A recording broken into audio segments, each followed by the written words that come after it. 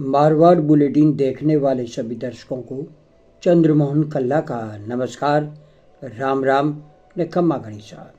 आज के समाचार में पूर्व मुख्यमंत्री अशोक गहलोत एक ऐसे नेता है जो वर्तमान समय में राष्ट्रीय स्तर पर और राज्य स्तर पर खुलकर के बयानबाजी कर रहे हैं और भारतीय जनता पार्टी में प्रधानमंत्री से लेकर मुख्यमंत्री तक अपने बयानों को लेकर के चर्चा का विषय बने हुए हैं।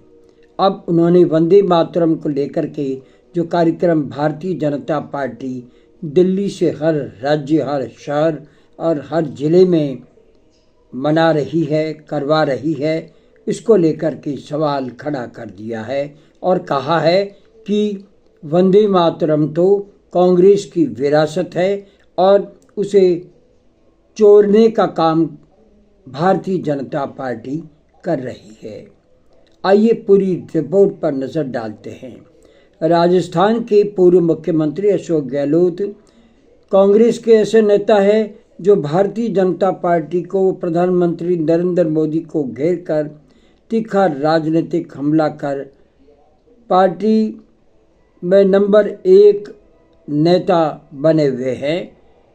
हाल ही में वंदे मातरम के 150 साल पूरे होने के मौके पर केंद्र सरकार द्वारा देश भर में करवाए जा रहे कार्यक्रमों पर गहलोत ने सवाल खड़ा कर दिया है और कहा है ये तो चोरी हुई, हमारी विरासत को भारतीय जनता पार्टी चुरा रही है। गहलोत ने कहा कि अतीत खुद बताया जा रहा है कि भारतीय जनता पार्टी व आरएसएस का वंदे मातरम से कोई सरोकार ही नहीं है। वंदे मातरम को इन लोगों ने कभी वरीयता ही नहीं दी। बंकिम चंद्र चटर्जी द्वारा रचित इस गीत को रविंद्रनाथ टैगोर ने गाया था। गहलोत ने कहा कि इस गीत को लेकर इन लोगों के नेताओं ने अपनी अंगुली तक नहीं कटवाई है। इन लोगों ने जब विधानसभा में बातचीत की गई और जब संविधान बना तब उसकी प्रतियां तक इन्होंने जला दी थी। संविधान जब बना था तो इसका विरोध भारतीय जनता पार्टी उस समय नहीं थी। जनसंघ और उसकी विचारधारा, आरएसएस की विचारधारा ने उसका जमकर विरोध किया था और संविधान की प्रतियां तक जला दी थी। इस विचारधारा के लोगों ने कभी राष्ट्र का सम्मान नहीं किया। अब ये राजनीतिक फ़ायदा लेने के लिए वंदे मातरम का जिक्र कर रहे हैं। सरदार वल्लभ भाई पटेल की ये बात करते हैं, जबकि पटेल ने ही आरएसएस पर प्रतिबंध लगाया था।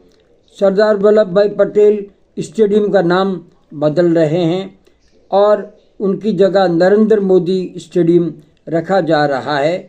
आखिर कौन सा सम्मान वे पटेल को दे रहे हैं, जरा बताएं।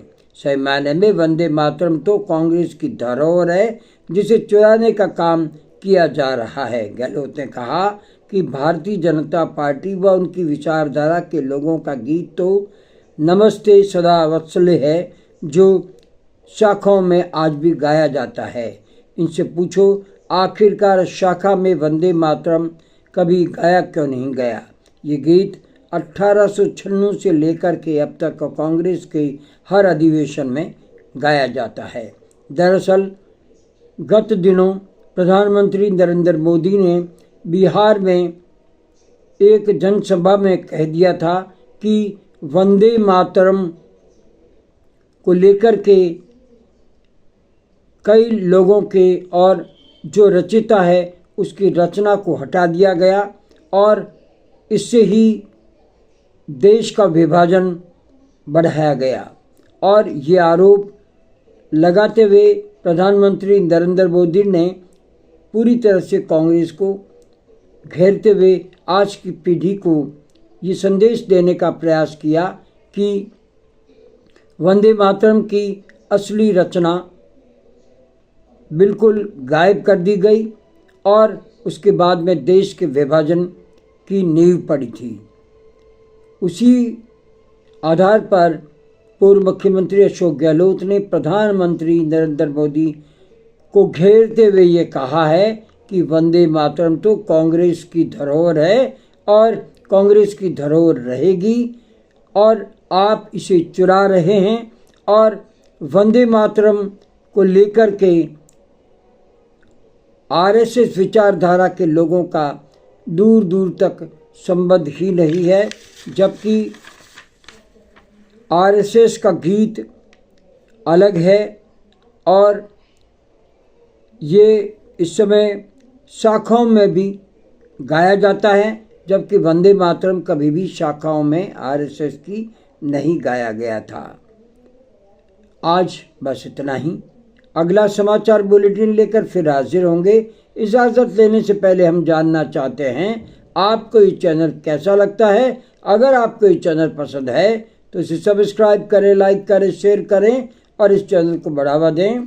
आज्ञा दीजिए।